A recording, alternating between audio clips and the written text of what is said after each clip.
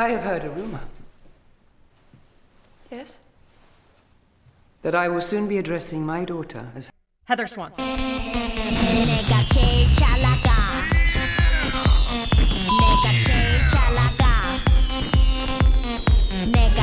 Like, this is not mine. I didn't create it.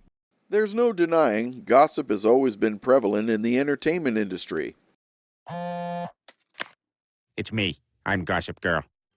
But these days, failure to address it immediately can have some pretty devastating effects. Leave me alone! I'm the self-righteous liberal douchebag, not you! I've kissed a transsexual before! How many of you can say that? Where's my medal? Recently, I've been made aware of a rumor that Disney plans to reboot the 1968 version of Planet of the Apes. Who's the asshole?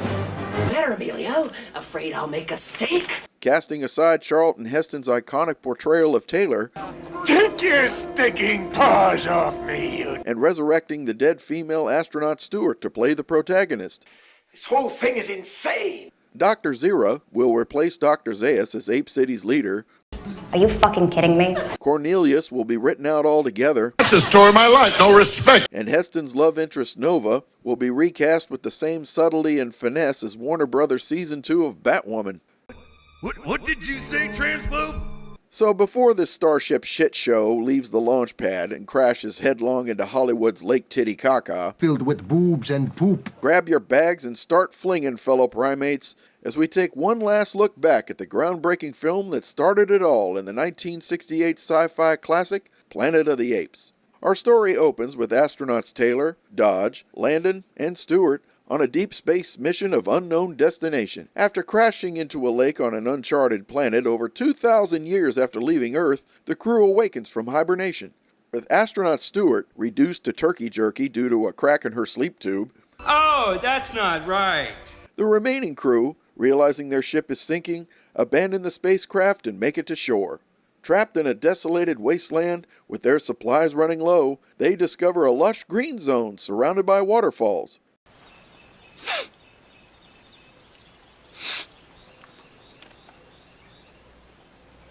Everything's so green. Realizing they're not alone, after some local primitives go Edward Scissorhands on their clothes for some reason, an armed group of guerrillas attack, chasing them and the locals into a nearby cornfield.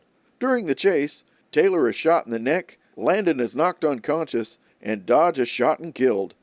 Okay, so you know how in horror movies, the psycho killer always kills the black person first? The story continues with Taylor, who is taken to Ape City, where he realizes in this upside-down world, the role of apes and humans has been reversed, where apes are highly evolved and humans are savage and unable to speak. Taylor is patched up, but due to the wound he suffered, he too is unable to speak. During his captivity, Taylor is partnered with a primitive female that he later names Nova.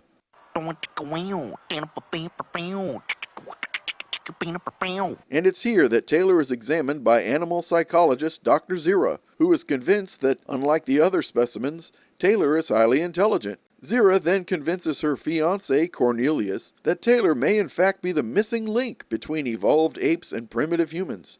Hearing this, their superior, Dr. Zaius, orders Taylor to be castrated, prompting Taylor to attempt escape. Please, don't fix me.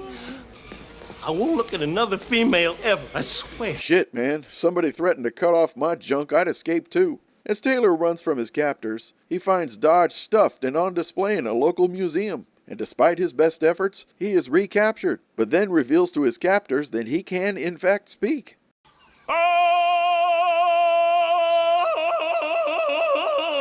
During a hearing to determine who and what he is, Taylor discovers Landon has been lobotomized by order of Dr. Zaius. Declaring Taylor a member of a tribe of humans beyond their borders in the Forbidden Zone, Zaius tells Taylor if he doesn't confess his origins, he too will be castrated and lobotomized. Come on, Clinton.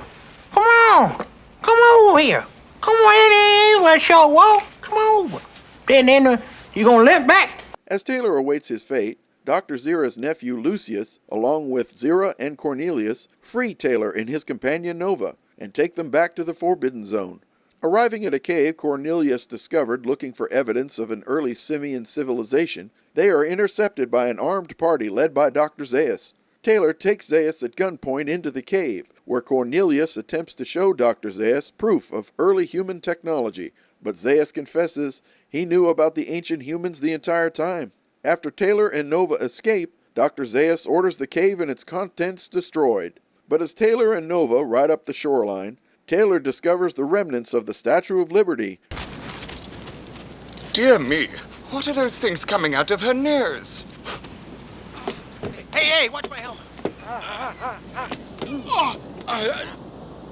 Spaceballs? Oh, shit. There goes the planet. Realizing that this planet was in fact Earth, and the movie ends with Taylor screaming to the heavens in despair. Now, again, I want to emphasize that this is just a rumor at this point. However, given Disney's history of violating our favorite franchises, I wouldn't be the least bit surprised. So why even bring it up at this point? God damn it, I'd piss on a spark plug if I thought it'd do any good. If this is in fact just another script floating around the semen-stained halls of Hollywood, if I had a black light, the place would look like a Jackson Pollock painting. I'd like to believe that if this subjection is brought to light early enough, When you are out of order! You're out of order! You're out of order! The whole trial is out of order! as we've seen with movies like Sonic the Hedgehog, Disney may think twice before actually going through with the project. That's it, girls. No more Disney TV for a while. Joygasm! So tune in next time when Netflix tells Japan, Anything you can do, I can do better. I can do anything better than you. we explore the crevices of Daniela Pineda. And as always, remember, when they decide to clutch their pearls, we'll provide the necklace, right here on Salty Buttered Bags.